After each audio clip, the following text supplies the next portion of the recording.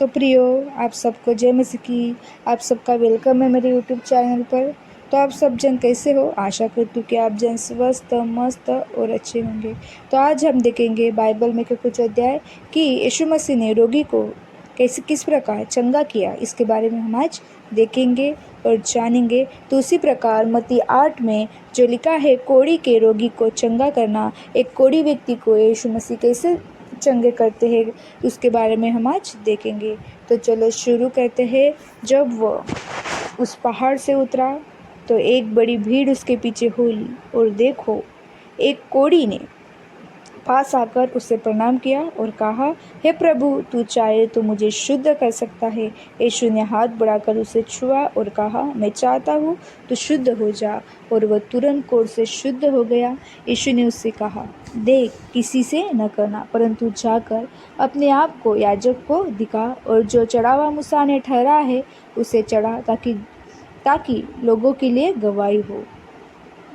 एक सूबेदार का विश्वास। जब वो कफरनहूम में आया तो एक सूबेदार ने उसके पास जाकर उससे विनती की, हे प्रभु, मेरे सेवक घर में लकवा रोग से बहुत दुखी पड़ा है।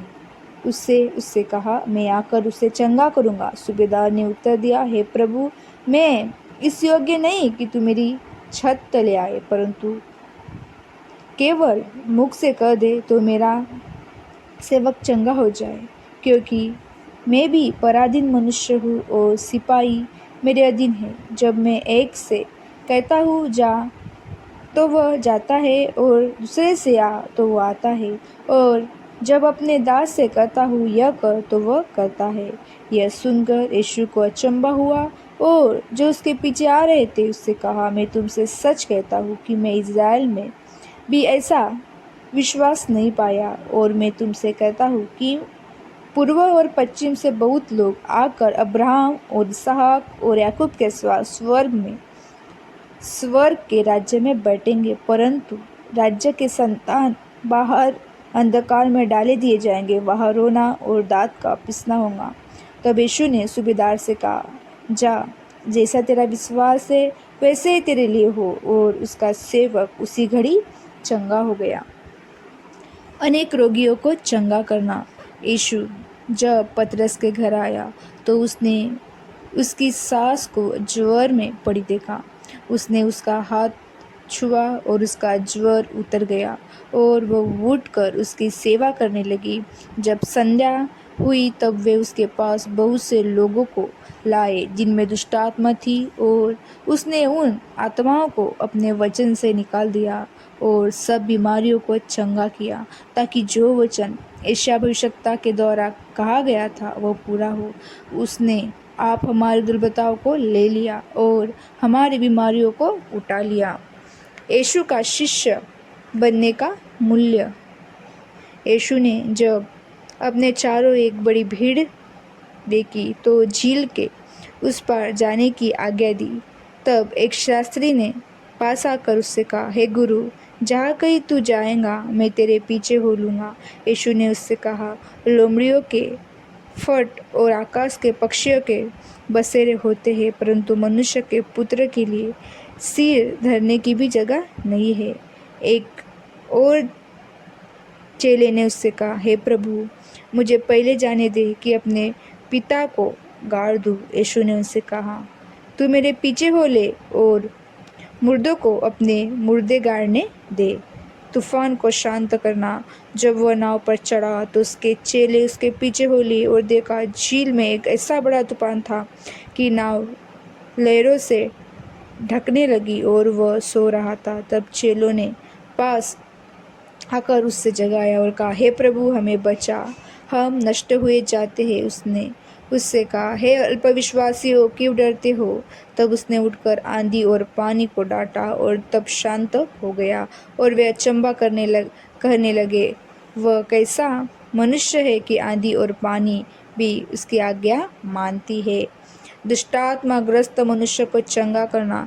जब वो उस मार गदरनियों के देश में पहुंचा तो दो मनुष्य जिसमें दुष्ट आत्मा थी कब्रों से निकलते हुए मिले। वे इतने प्रचंड थे कि कोई उस मार्ग में जा नहीं सकता था। उन्होंने चिल्लाकर कहा, हे परमेश्वर के पुत्र, हमारे तुझसे क्या काम? क्या तू समय से पहले हमें दुख देने या आया है? उसने कुछ दूर बहुत से सूअरों का एक झुंड चर रहा था।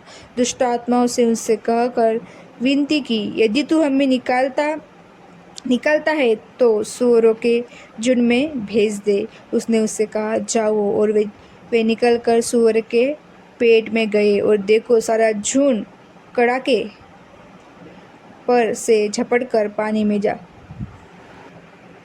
में जा पड़ा और डूब मरा। उसके चरवा भागे और नगर में जाकर ये बात और जिसमें दुष्ट आत्मा थी उसको सारा हाल कह सुनाया। तब सारे नगर के लोग यीशु से भेंट करने के निकल आए और उसे देखकर विनती की कि हमारी सीमा से बाहर चला जा।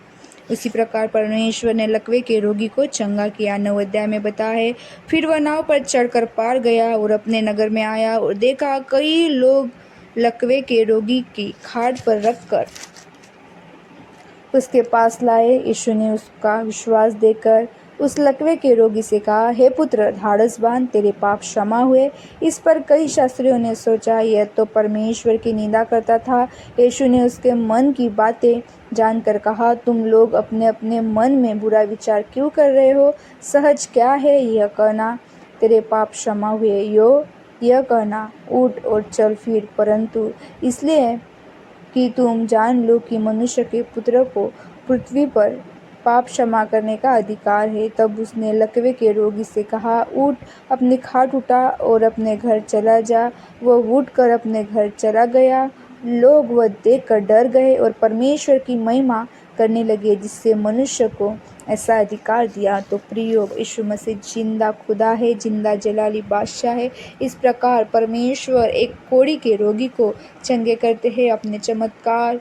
परमेश्वर बहुत सारे, जहाँ पर यीशु मसीह रहते थे वहाँ पर बहुत सारी भीड़ जमा होती थी, क्योंकि यीशु मसीह ऐसे आश्चर्य कर्म कहते थे। कई को लकवे के रोगी को चंगा करना, किसी के आंग में की दुष्ट आत्मा निकालना, किसी के कोढ़ी को चंगा करना।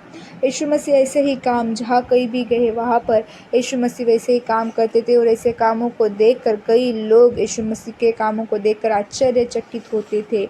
और यीशु मसीह ने उसी प्रकार तूफान को भी शांत करता था। यीशु मसीह तूफान, आंधी और पानी भी यीशु मसीह की आज्ञा मानती थी। और यीशु मसीह ने ऐसे ही लकवे के रोगी को भी चंगा किया, क्योंकि परमेश्वर बहुत महान है। परमेश्वर दयालु है, अपरंपार महिमा करने वाला, अनुग्रह करने वाला हमारा पिता है। असमों को समों में बदलने वाला हमारा परमेश्वर है। लोगों को चंगा करने वाला, रोगियों की, पापियों की पाप क्षमा करने वाला पवित्र परमेश्वर है। इसी प्रकार प्रभु आप सबको आशीष पड़े जाए वचन से, आप सबको आशीष मिले। प्रभु आपको बहुत बहुत ब्लेस करे। जय मसीह की।